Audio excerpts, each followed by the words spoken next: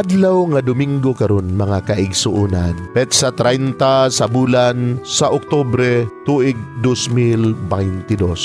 Karon ang ika-31 nga Domingo sulod sa tuig ordinaryo. Ang pagbasa kinutlo gikan sa Ebanghelyo sumala ni San Lucas, kapitulo 19, bersikulo 1 ngadto sa 10. Si Jesus miabot sa Jericho ug samtang miagi siya, may usa ka dato nga ginganlag Sakeo nga pangulo sa mga kubrador sa buhis. Naninguha siya pagtan-aw kun kinsa si Jesus. Apan mubo si Sakeo ug wala siya makakita kang Jesus tungod sa panon sa mga tao. Busa midagan siya una sa panon og misaka sa kahoy ng sikamuro aron makakita siya kang Jesus nga moagi ni antong dalana. Sa pag-abot na ni Jesus ni antong dapita, mihangad siya sa kahoy og miingon kang Sakeo, "Kanaog dayon Sakeo, kay adto ako moabot sa imong balay karong adlaw." Idali pagkanaog si Sakeo og sa dakong kalipay middawat kang Jesus. Ang tanan nga nakakita niini nagbagulbol. Kining tawhana na misita sa balay sa usa ka makasasala ug mitindog si Sakeo ug miingon sa Ginoo, "Sir, paminaw, ihatag ko ang katunga sa akong katigayunan ngadto sa mga kabus ug kun ako nakalimbong kan bisan kinsa, ulian ko siyag 4 kapilo." Si Jesus miingon kaniya, "Karong adlaw miabot ang kaluwasan niining balaya, kay kining tawhana kaliwat usab ni Abraham, kay mianhi ang anak sa tao aron pagpangita og pagluwas sa nawala." Mga igsuon, ang Ebanghelyo sa Ginoo. Daygon ikaw, o Kristo.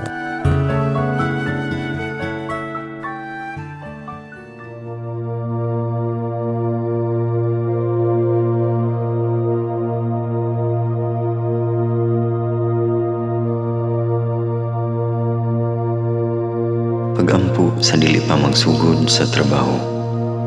Magampo kita. Sa ngalan samahan, sa Anak ug sa Espiritu Santo. Amen. Langit nun namong Amahan, sa among pagsulod nining trabahoan, among gidala ang imong presensya uban kanamo. Among gipamulong ang imong kalinaw, imong grasya, imong kaluoy, ug ang imong perpektong hanay sa among mga trabaho. Among gipadayag ang imong gahom labaw sa tanan diha sa mga butang nga among mahimo, masulti, mahuna-unaan ug mahukman sulod nining adlaw. Ginoo, nagapasalamat kami sa gasa sa kinabuhi niining bagong adlaw, niining kahigayunan nga kami nakasulod sa trabaho ug mamahimong parte niining nga grupo. Salamat sa mga gasa nga imong gitugyan kanamo. Hamong gamiton kini diha sa pagimaya kanimo. Hatagi kami sa kusog ug kadasig sa pagbuhat sa among mga trabaho. Panalangini ang among mga proyekto, mga ideya ug kusog. Aron sa ingon, bisan sa pinakagamay namong mga kalampusan, magahatag kini sa imong himaya. Ubani kami Ginoo sa among pagtrabaho nining adlaw. Puna kini nga lugar sa inspirasyon ug kusog. Tabangi kami nga magtrabaho isip usa ka grupo nga mapakita sa usag-usa ang kamaayo.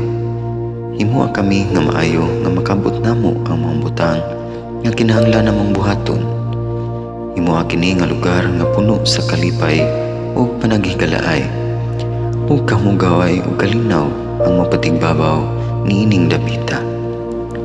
Ginoo, kung kami anaa sa kalibog, giyahi kami.